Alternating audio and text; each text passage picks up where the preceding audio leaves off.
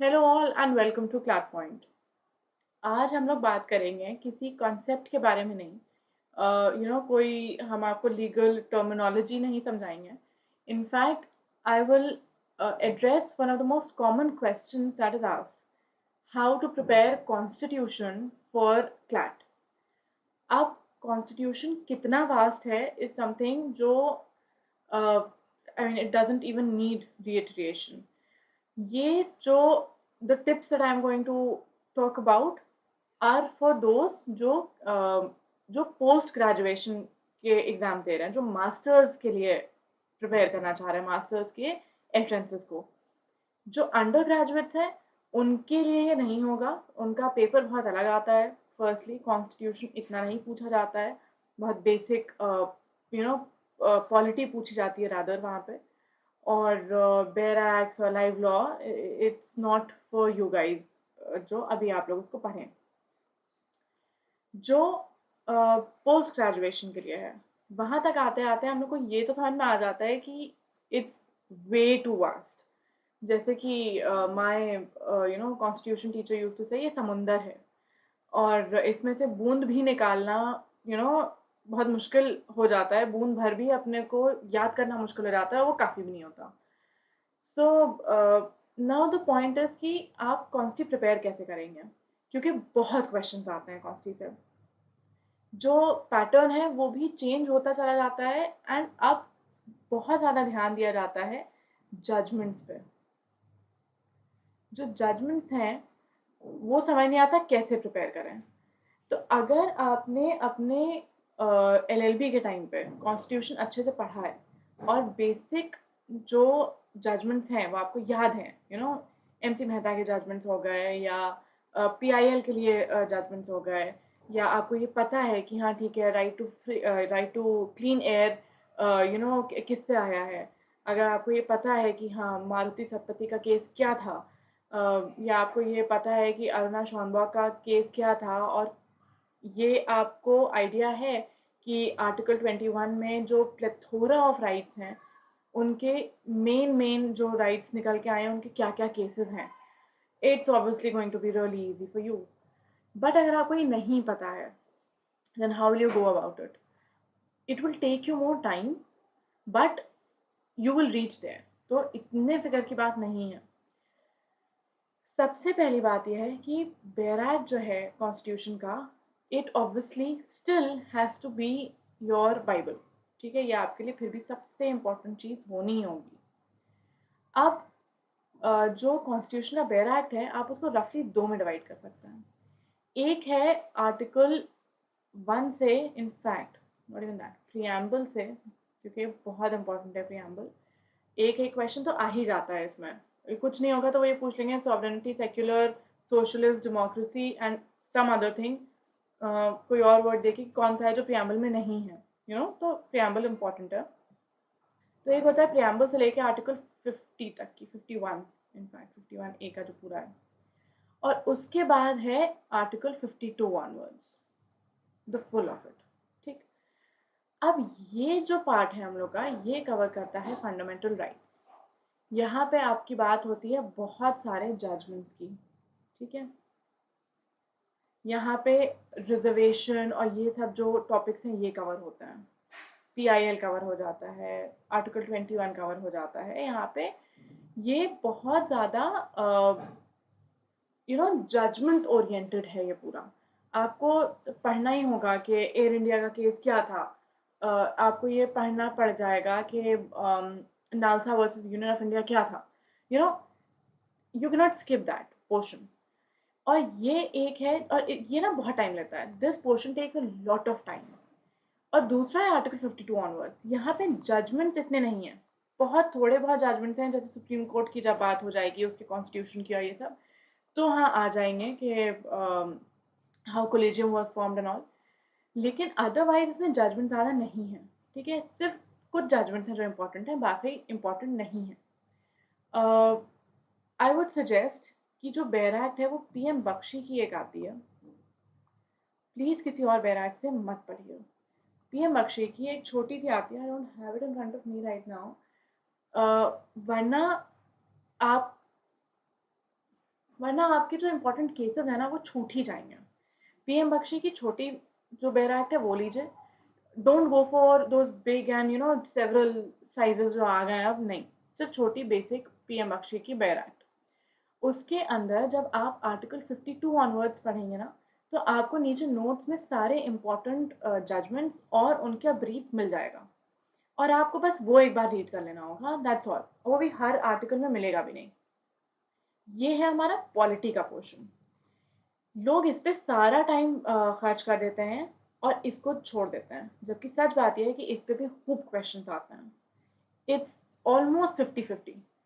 तो आप, I would suggest, अगर आपका कॉन्स्टी बहुत टाइम लेता है लेकिन आपको पता है कि क्या है, you have a fair bit of idea, start from article 52।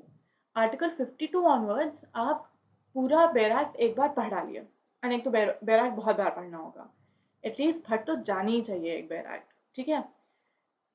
ये जब आप पढ़ेंगे तो नीचे जो कुछ डॉक्ट्रिन ऑफ कलरेबल लेजिस्लेशन और इन सब के आपको वो मिल जाएंगे, जजमेंट्स मिल जाएंगे, बट आप इन सबको याद कर लीजिए। कौन से आर्टिकल्स इंपॉर्टेंट है ये आपको खुद समझ में आ जाएगा, कि जहाँ पे हम बात कर रहे हैं भाई प्रेसिडेंट अपॉइंट हो रहा है, जहाँ पे हम बात कर रहे हैं कि आर्टिकल 60 के अंदर ओथ ले रहे हैं, इम्पीचमेंट कहाँ पे हो रहा है, 124 ऑनवर्ड्स जो हमारा सुप्रीम कोर्ट है वो स्टैब्लिश किया जा रहा है, फिर आपके 126 127 जो जहाँ पे बात होती है रिव्यू की, रिवीजन की, उसके बाद जहाँ पे ये बताया जाता है कि कैसे ये कोर्ट ऑफ रिकॉर्ड है, या अटॉर्नी जनरल अपॉइंट होता है, ठीक है, तो वो आर्टिकल हो गया। सीजीए अपॉइंट हो रहे हैं, अपॉइंटमेंट वाले जो आर्टिकल्स हैं वो इम्पोर्टेंट है। जहाँ पे कोई मेजर बात हो रही है, जैसे बिल्स हैं, मनी बिल का आर्टिकल पूछा जाता है कि भाई 107 108 109 110 कौन सा मनी बिल का आर्टिकल है, ठीक है।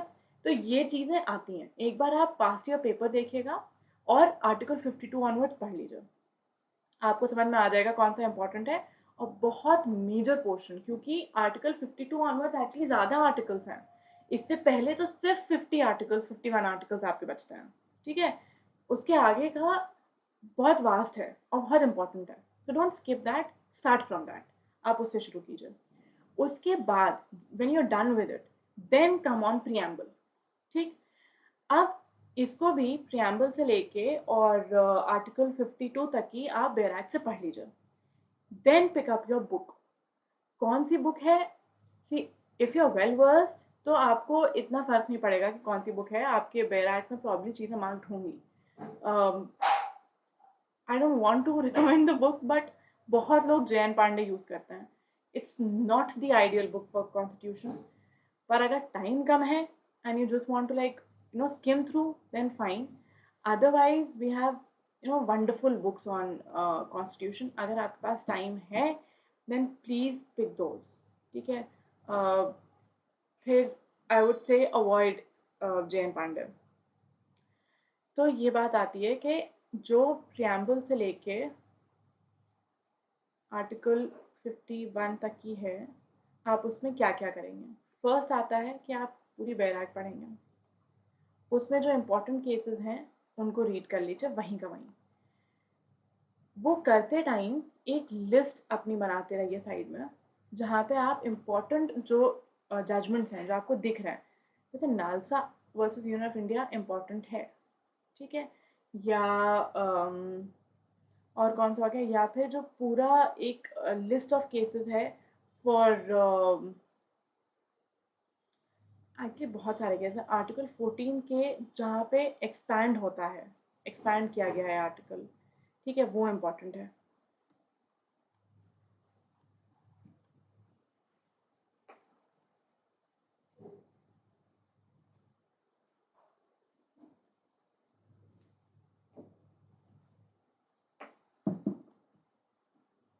उसके बाद देखिए, आप लोग पढ़ते टाइम जब ये बनाएंगे लिस्ट,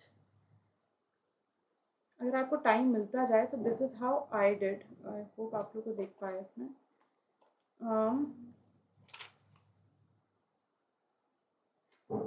ये केसेस हैं पैसिव यूथनेशिया एंड यूथनेशिया के, तो ये बैराक्ट है, ये है पीएम बख्शी की बैराक्ट, ठीक है। आप यहीं पे एक छोटा सा पेपर लिया या एक स्टिक नोट लिया और उसमें लिस्ट ऑफ केसेस का फ्लो चार्ट सॉर्ट ऑफ बना लिया, क्योंकि कॉन्स्टिट्यूशन के केसेस में आपको फ्लो चार्ट्स मिलेंगे। पहले आपका state of Maharashtra versus Maruti Satpathy आया, उसके बाद आपका P Ratnam versus union of India आया, फिर आया जियान कौर, उसके बाद आया अरुणा शानबॉग और लास्ट में आया है कॉमन कॉज। ये सब यूथनेशिया से रिलेटेड है। अगर एक भी क्वेश्चन यूथनेशिया पे आया तो इन सब का रेफरेंस आपसे पूछा जा सकता है। अगर आप लोग ऐसे ही याद करते रहेंगे तो याद करना मुश्किल होगा, at least for me the flow charts work. So make such flow charts, एक ही टॉपिक पे बहुत सारे केसेस आए हैं, मेक दो flow charts, tick it in your bare act को ही ना कंप्लीट कर लीजिए, मार्क करिए, इम्पॉर्टेंट चीज़ें मार्क करिए। ये आ गया हम लोग का जो कोलेजियम वाला पूरा है, ठीक है। This is, I hope you can see it. ये स्टिक नोट है जिसमें एसपी गुप्ता से शुरू हुआ, तो एसपी गुप्ता है, बेसिक लिख दिया कि कंसल्टेशन वर्ड को कॉन्करेंस से इक्वल नहीं माना गया, ट्रांसफर ऑफ जजेस without their wishes, yes, just pointers, आपको पूरा नहीं लिखना है वहाँ पे। फिर आया ये supreme court on record versus union of India 1993 का, जो हम लोग सेकंड जजेस केस जिसको कहते हैं। फिर हमारा थर्ड जजेस केस आया, उससे पहले एक प्रेसिडेंशियल रेफरेंस हुआ था जिसमें 9 जज बेंच बैठी थी, वो भी इंपॉर्टेंट है। फिर हमारा 99th अमेंडमेंट आया और उसके बाद एनजीएसी का केस आया। So just make a flow chart like this और आप स्टिक करते रहिए। अभी ज़्यादा लग रहा है, पढ़ते टाइम ये ज़्यादा नहीं लगेगा। एक बार आपने ये कर लिया तो आपको सिर्फ अपनी बेराग फ्लिप थ्रू करनी होगी and you will have everything in hand. So for me that works. ऐसे ही रिजर्वेशन के लिए those who are CLAT Point students, उनको हमने ये सारे जो फ्लो चार्ट्स हैं वो बना के दे दिए हैं ऑलरेडी। जो हम लोग के रिकॉर्डेड लेक्चर्स हैं उनमें वो फ्लो चार्ट्स हैं, that is how I have done. ये रिजर्वेशन के हैं इस तरह से, क्योंकि याद करना मुश्किल होगा ऐसे ही हवा में, ठीक है। नोट्स बनाने का इतना टाइम रहता नहीं है, ऑनेस्टली। नोट्स बनाने में टाइम जाता है, you have many subjects to cover. Constitution अपने आप में वास्ट है और इम्पोर्टेंट भी है। सो जो ये इस तरह की एक लिस्ट बनाते रहिए जहाँ पे आपको ये लगे कि जैसे एसपी गुप्ता है, बैड विद द कर्सर्स, हाँ, जैसे ये लिस्ट होगी, ये वो लिस्ट होगी जहाँ पे आप ये डिसाइड करेंगे कि ये केस आगे पढ़ना है हमको, ठीक है। अम, अगर आपको लगता है कि हाँ हमको एसपी गुप्ता का केस एक बार रीड कर लेना चाहिए तो आप लिख लीजिए उसमें एसपी गुप्ता, ठीक है। अगर आपको लगता है कि हाँ जो कॉमन कॉज का केस आया है वो बहुत इंपॉर्टेंट है, तो मारुति सतपथी से लेके सारे केसेस हमको पूरे पूरे नहीं पढ़ना है, बट कॉमन कॉज का केस हमें पूरा पढ़ना होगा, हमें समझना होगा कि लिविंग विल है क्या, ठीक है। तो ये लिख लिया, जो भी cases you feel like you should be reading in full, आपको उनके जजमेंट्स निकाल के पढ़ना है, which is the best method. आप उनकी एक लिस्ट बनाते चलिए साथ में। और दूसरा, आप फ्लो चार्ट्स बनाइए। फ्लो चार्ट्स बना बना के पूरा जो फंडामेंटल राइट्स है वो निकल जाता है, स्पेशली आर्टिकल 21 वगैरह में, ठीक है। इस तरह से करके आप जब ये कवर करेंगे आपको एक तो ये टेंशन नहीं होगी कि बाकी की पूरी बैराक बची है, क्योंकि नहीं बची है, आपने वो कवर कर लिया, ठीक। इसके बाद अब जो जजमेंट की लिस्ट है, ये जो आपने लिस्ट बनाई है जिसमें आपको लगता है कि फुल पढ़ना होगा, what I personally did was कि उन जजमेंट्स को, सुप्रीम कोर्ट की जो वेबसाइट है उस पर सारे जजमेंट्स दिए होते हैं, आप उससे सीधा जजमेंट निकालिए। If you have a laptop, अगर आपके पास ये प्रोविजन है तो आप लैपटॉप पे ही वो जजमेंट्स खोलिए, एक वर्ड डॉक्यूमेंट खोलिए और उस जजमेंट को पढ़ते पढ़ते जो इंपॉर्टेंट पॉइंट्स हैं वो कॉपी पेस्ट करते जाइए अपने वर्ड डॉक्यूमेंट में, and you will have a word document की फाइल जिसमें आपके सारे इंपॉर्टेंट जजमेंट्स के इंपॉर्टेंट पार्ट्स होंगे। Why I am asking you to copy paste, I am personally a person जो लिख लिख के याद करता है, and I am not somebody जो टेक्नोलॉजी से पढ़ पढ़ के सब कुछ कर ले, बट यहाँ पे आपका टाइम सेव होगा, because you have to keep in mind that constitution is not the only subject you reading. इसके बाद आता है हम लोग का लाइव लॉ। इसके लिए अलग से तो टाइम निकालना नहीं है, अगर आप you can not be like 4 दिन हम सिर्फ लाइव लॉ पढ़ेंगे, नहीं। Live law, bar and bench, what ever being के आप जो करंट लीगल अफेयर्स हैं उनका ध्यान रखिए। रोज का रोज you have to cover it what is happening in the court. हर केस इंपॉर्टेंट नहीं होगा, बहुत कम केसेस इंपॉर्टेंट होंगे, but you need to know कि क्या हो रहा है। ठीक है, बुक हमने बता दी कौन सी है।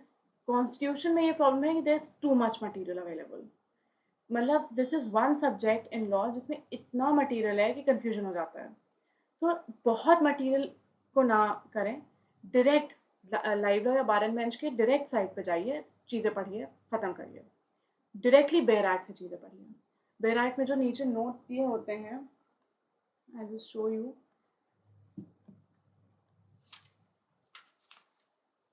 जैसे आर्टिकल 14 है, तो आर्टिकल 14 तो एक लाइन का है, बट उस पर नोट्स नेवर एंडिंग है। ये है आर्टिकल 14, ठीक है। आर्टिकल 14 के नीचे जो ये नोट्स हैं, preventive detention, promotion, compassionate appointment, legitimate expectation, ये पूरे दे गो ऑन। आपको सब नहीं पढ़ना है, सब एक बार रीड करिए एंड फिगर इट आउट कि इसमें इंपॉर्टेंट कौन सा है। ठीक है, और बस आप फिर उनको पढ़ते जाइए, तो आपका काफ़ी सारा तो यहीं से ही कवर हो जाता है। ठीक, बहुत ज़्यादा मटेरियल में फंसने की ज़रूरत नहीं है। जजमेंट्स की लिस्ट बनाइए, इसको ज़रूर पढ़िए। इस लिस्ट में एक चीज़ ध्यान रखिएगा कि पुराने और नए सारे केसेस हों। फॉर एग्जांपल, अगर आज की तारीख में मान लेते हैं अभी कल को कॉमन कॉज का केस आया है, मान लेते हैं कि ये जजमेंट कल आया है, तो जब आप कॉमन कॉज पढ़ेंगे ना, तो प्लीज़ याद रखिए कि अब आपके लिए ये पूरी चीज़ इंपॉर्टेंट हो गई कि यूथनेशिया के जितने भी केसेस थे वो इम्पॉर्टेंट हो गए। इसका ये मतलब नहीं कि सब इतना इंपॉर्टेंट है कि आप शुरू से पढ़ें। पी रतनाम का जजमेंट निकाल के पढ़ने का कोई मतलब नहीं है, बट जियान कौर इम्पॉर्टेंट है। ठीक है, वो 5 जजेस बेंच था। ठीक, वो उसने जो रूलिंग दी थी वो बहुत इंपॉर्टेंट रूलिंग थी। तो फिर आप कॉमन कॉज भी पढ़ेंगे और आप जियान कौर भी पढ़ेंगे, और आप बीच में वो सारे केसेस याद रखेंगे और मेन चीज़ याद रखेंगे कि किसने क्या फाइनल जजमेंट दिया था। ठीक, सो आप topic wise and case wise cover करेंगे। You have to be sure कि अगर कोई अभी जजमेंट आया है तो उसका पुराना जजमेंट क्या था, कौन सा जजमेंट था, क्योंकि ये पूछा जाएगा कि भाई इस केस ने किसको ओवर रूल किया, या ये केस में जो बात कही गई है वो पहले किस में कही जा चुकी है, या इसमें कितने जजेस बैठे थे। अगर कोई कॉन्स्टिट्यूशनल बेंच है, then write it in brackets कि 5 जज बेंच था, 9 जज बेंच था, because that can be a potential question. So that's all. Baki, we cover these things in our classes.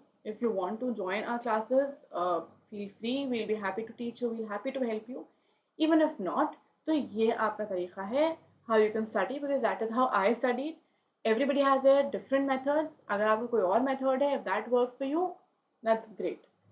So that's all. Thank you so much. Have a great day. Bye bye.